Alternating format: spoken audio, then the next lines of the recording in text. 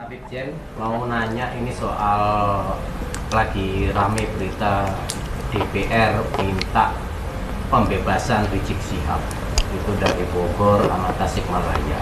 Kebetulan ini kan dari Habib sendiri nih sama ini gimana sih menurut secara di Indonesia itu hukumnya? Oke, terima kasih. Assalamualaikum warahmatullahi wabarakatuh. Sebenarnya sosok Rizik ini yang di labeli Habib, kebetulan di Indonesia ini Habib itu masih menjadi ikon. Kenapa? Karena sejarah para Habib dulu. Tapi saya perlu kasih tahu ya, Habib leluhur saya itu dulu tidak ada gerakannya seperti Rizik ini. Ekstremis, radikal. Semua Habib itu dulu terkenal dakwahnya santun damai. Hampir tidak pernah ada sejarahnya Habib dulu itu mau buat makar kepada negara, apalagi menggerakkan orang dengan kekerasan. Itu yang membedakan Habib dan non-Habib. Habib dakwahnya santun teduh, yang non-Habib cenderung radikal. Nah ini ada fenomena Rizik ini apa? Dia sudah keluar dari jalur leluhur para habaib.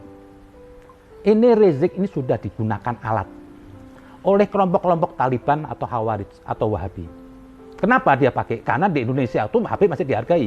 Coba kalau dia bukan Habib, nggak ada yang mau ngikut itu. Jadi tolonglah jangan memanfaatkan nama-nama Habib ini untuk kepentingan ambisinya. Seperti dari apa pentingnya seorang anggota DPR kok tidak tahu bernegara yang di Bogor dan di Tasik. Mengatakan Rizik suruh bebas. Anda anggap mereka ini goblok apa yang di pengadilan? Pengadilan itu representasi Tuhan. Jangan suka ikut campur. Pernah Alkisah suatu saat Imam Ali kehilangan baju besinya. Pada saat Imam Ali ke pasar ada seorang ingin menjual baju besinya. Kata Imam Ali, ini Imam Ali.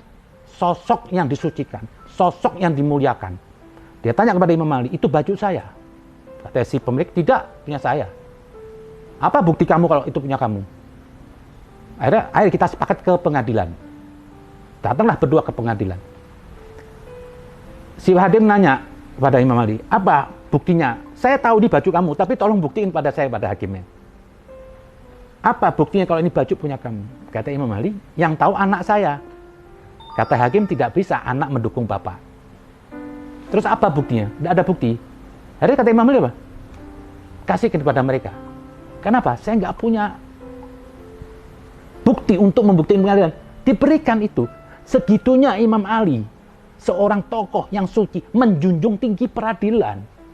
Jadi kalau DPR ini, pengamen-pengamen ini, saya tahu mereka tuh hanya untuk kepentingan partai dan kekuasaannya. Rizik dimanfaatkan untuk 2024. Apalagi sih mereka? Nggak perlu diagung-agung seorang Rizik itu bukan manusia suci, banyak salahnya. Jadi janganlah agama ini dimanfaatkan, dijadiin kuda politik. Yang satu Habib jadi kuda politik oleh kepentingan ini kaum Wahabi. Gerakan Rizik itu sudah gerakan seperti gerakan Wahabi. Nggak ada tuh gerakan Ahlul Bait, keluarga Nabi, makar itu nggak ada. Imam Ali bilang apa? Apabila daerah negara itu dalam keadaan damai, tidak gencang, Anda membuat keributan, terhina. Kalau emang itu ada kekurangan tidak baik, sampaikan dengan cara santun. Bukan mengadu domba antara rakyat. Lah ini ada kelompok-kelompok PKS, saya tahu tuh PKS. Dimanfaatkan berapa tokoh Habib untuk kekuasaannya. PKS itu berdiri juga beda afiliasinya dengan NU. Mereka punya Islamnya juga beda. Mau bilang apa terserah. Saya pernah baca ADRT-nya, mereka juga menolak tahlil, menolak ini. Ada buktinya saya punya. Karena untuk kepentingan penguasaan, sekarang dia manfaatin para Habib kayak Rizik untuk menjual. Itu bendera hitam. Siapa bela-bela hitam bendera Rasulullah? Dari mana Rasulullah pernah ngetik adalah ilaha illallah? Nyablon di mana? Imam Ali bilang apa? Itu bendera hitam dan putih, hati-hati. Itu bendera yang membunuh Imam Ali. Yang membunuh Ahlul Bait, keluarga Nabi itu adalah bendera hitam itu semua. Yang dipegang oleh Khawarij. Karena waktu mereka melawan Imam Ali terdesak, dia membawa tombak Quran di atas Quran. Ini Quran. Kata Imam Ali, betul ucapan Quran. Tapi dengan maksud batil. Jadi FPI dan HTI itu produk politik, bukan produk agama. Ingin mengganggu. Ini bangsa sudah baik. Bangsa ini sudah Islami. Tolong yang merasa di DPR itu semua. Janganlah. Kasihan nih. generasi kita ke depan. Jangan diobok-obok. Jaga ini marwah. Kembali semua ke Pancasila. Pancasila itu murni intisari dari Al-Quran. Tidak ada agama lebih baik dari keadilan. Pancasila menjunjung tinggi keadilan. Agama menciptakan persatuan, ketuhanan ada semua, keadilan. Apalagi sih? Andai kan kalau ada Quran, nggak ada Nabi Muhammad, orang nggak ada yang tahu Al-Quran. Butuh penafsir Muhammad. Sekarang pun juga kita perlu tafsir. Nggak bisa mau langsung tafsir. Itu pun masih banyak perbedaan. Banyak mazhab. Jadi jangan merasa mengklaim, saya ini sudah sempurna. Selain Allah dan Rasul, tidak ada punya bisa mengatakan mutlak pendapat tentang Al-Quran untuk semua. Itu persepsi yang relatif. Jadi sesama relatif nggak usah lah gontok-gontokan, saling mengkafirin, merasa lebih suci. Biasa aja, nggak usah merasa satpam agama. Loh, agama Anda belum beres kok merasa satpam agama. Siapa yang bisa? EPI pakai nama Islam. Emang izin dari siapa pakai nama Islam? Sudah dapat fake dari Tuhan. Udah terima wahyu dari Tuhan. Kok dia mengklaim atas nama Islam? Nggak ada. NU nggak pakai nama Islam. Nahdlatul Ulama. Yang bisa menggunakan atas nama Islam illa Rasulullah. Salahnya tidak boleh. Salahnya multi tafsir. Jadi tolonglah hargai peradilan ini. Jangan terus mau diobok-obok. Reza bukan manusia suci. Nabi bilang andaikan putriku mencuri, akan kupotong tangannya. Di sini Nabi mau declare. Dalam hukum agama di sisi Tuhan tidak ada istimewa. Siapapun yang salah masuk penjara. Bagi seorang Rizik yang bukan manusia suci. Pasti punya salah.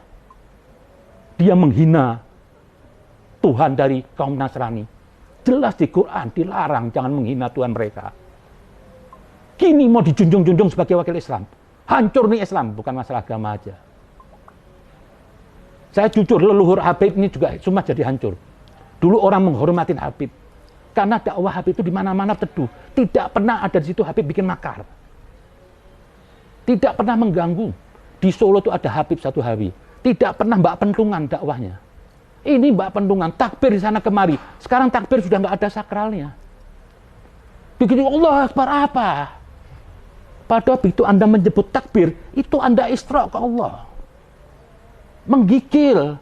Nabi waktu nyebut Allahu Akbar itu gigil Imam Ali. Ini sekarang dikit-dikit takbir sama ngelemparin orang sama muka serem kayak setan. Apa itu? Jadi saya pikir apa? Anggota-anggota DPR yang ini mengatur peradilan itu mendingan Anda diam aja lah. Tolonglah, jangan dijual agama ini untuk kepentingan ambisi Anda. Jangan jual Habib untuk kepentingan Anda. Anda juga sebenarnya nggak suka sama Habib kok. Fair-fair aja lah. Hati Anda nggak suka sama Habib. Cuma karena Rizik Anda manfaatkan untuk kepentingan kekuasaan. Besok-besok juga Anda tinggalkan untuk sama Habib. Saya pikir bijaklah jadi bangsa Indonesia. Cukup kita pakai Pancasila, kita bumikan. Kita ini cuma tinggal enak pakai, kata seorang Gus Dur bilang, kita jaga ini marwah negara. Rahmatan lil alamin. Kita terima semua. Jangan ada ketidakadilan. Jangan ada diskriminasi agama. Kita junjung semua. Pernah suatu saat Nabi lagi perjalanan, ada gereja kanisa lagi ibadah. Nabi suruh berhenti, sahabat semua berhenti. Dia bilang, turun dari onta kamu. Supaya terkaan orang itu nggak keresar apa? Kata Nabi, kenapa ya Rasulullah? Karena di sebelah ada gereja lagi ibadah. Jangan sampai tepukan onta kamu mengganggu mereka. Itu akhlak Rasul. Bukan hancurin gereja ini semua. Kenapa sih? Emang gereja itu tempat narkoba atau apa? Juga agama Allah. Agama nasi juga dari Allah. Sama-sama dari Allah. Marilah kita buat Indonesia ini teduh. Jangan lagi para politikus memanfaatkan agama ini semua. Jangan jadikan agama itu kuda politik. Jangan dia manfaatkan Habib ini untuk ambisi Anda. Mari kita junjung tinggi. Kita jaga marwah ini. Jangan sampai seperti negara Arab bunuh-bunuhan. Saya pikir itu aja. Terima kasih. Assalamualaikum.